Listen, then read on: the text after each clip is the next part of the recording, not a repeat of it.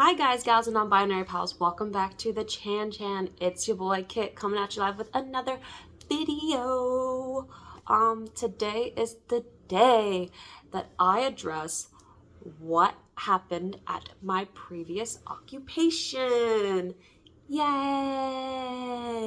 So, just like previous story times where I've done working in childcare, I will not name the school, I will not name the location, I will not name any real people by their actual names because it's not, I don't need to, I'm just venting my own frustrations, which I can legally do that. And I'm just not saying any sort of actual names of locations and people because that's just how I feel about it. So in case anyone somehow from my previous occupation stumbles across this video and thinks I'm talking about you, I might not be or I might be. But again, like I said, I will not be saying any names. And if again you think I'm talking about you and you feel the need to comment or share this with my employer currently, there's a problem. I'm just venting frustration that I had at this place.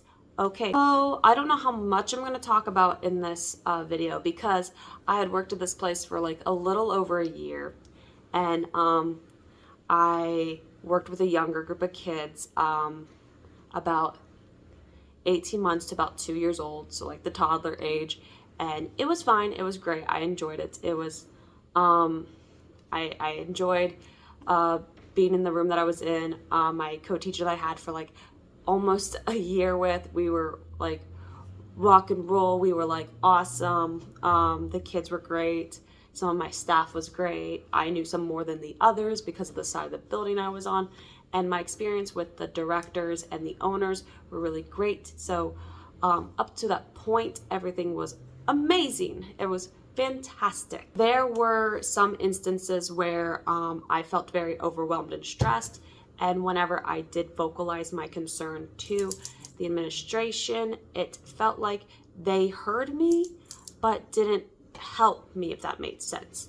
Because like there were moments where it's like, hey, can we have like a third teacher in to help out because we have a child who needs an extra hand, if that makes sense. They would maybe give us a teacher for like an hour, maybe less than that. And then you have a full room and it's chaotic and like, yeah. And like, I get the laws for ratios in the state that I live in. It just didn't feel like it worked given how small the room is or was, because I don't work there anymore. Not to say that the room was tiny. It just didn't feel like it made sense to fit 14 kids in there. Like, at max, like at most it made sense for like maybe 12 because it wasn't a big room, like I said. Where things started to go wrong was about after when my co-teacher who I had in my room for about almost a year had left. She decided to do her own thing, which I was very happy for her and I cheered her on for it. She did what she felt was right for her and her family, which was, again, totally fine and understandable. And just in that time from about May till even literally right before I left, so like May to like November, my classroom was like in limbo. We didn't have a permanent second teacher, and that kept messing with the kids because children need stability. They need consistency. They need a schedule. And even though I like made a schedule for the kids, we had like activities that I would sit and work with them with, and we had a routine. It didn't matter because there was no main second teacher there. Like they would just pull people in and out. Like I had a teacher in my room for like a month that the kids were used to, and then they yanked her out and put somebody else in for like a week. Then they pulled her out and then put someone else in for like 2 weeks, and then they pulled her out and pulled someone else in, and it was just never consistent. And then when we were doing like getting our classroom supplies for like the new school year, which they still have all of the stuff that I purchased and I made hanging up in my old classroom, and that's fine. I was told by a former coworker of mine that they were going to tear it all down. Whatever, I don't care. It's not like I worked on it or paid for anything anyways. Whatever. But I'm a little miffed about that. But when we were doing all of that, I was asking who was going to be consistently in my room, and they never gave an answer. And other classrooms would put like the two teachers that were mainly in their room. So I only had my name and my face on the door. And so another teacher put her name on the room.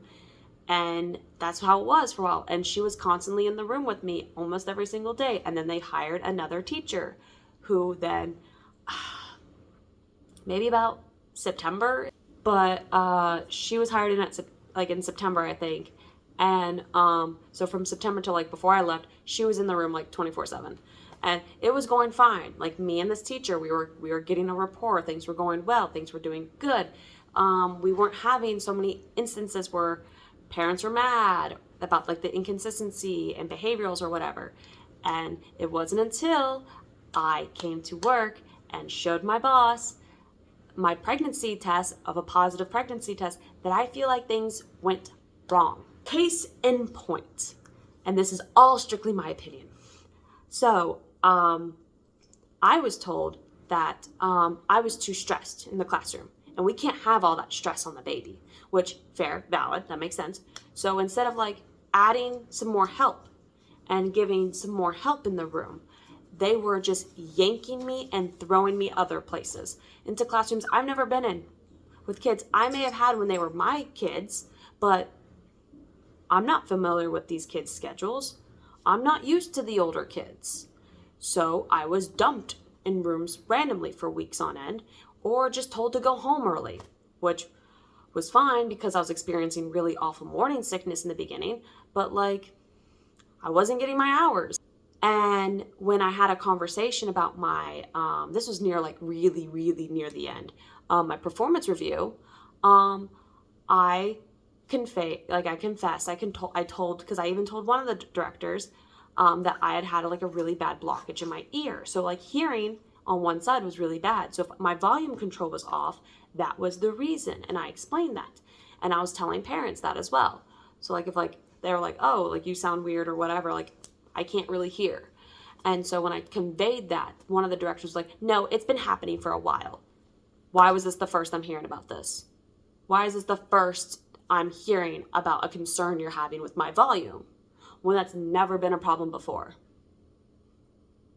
Really, like honestly, really. And again, if my room is as bad as you think it is, why aren't you giving me the extra tools and help for it than just yanking me out and having me observe older classrooms?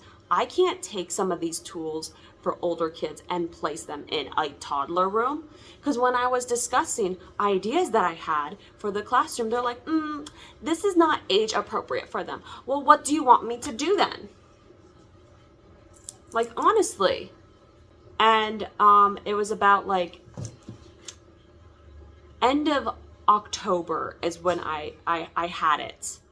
End of October, early November, that I really, really had it, because I was stressed. I wasn't getting any sort of help from my co-teacher.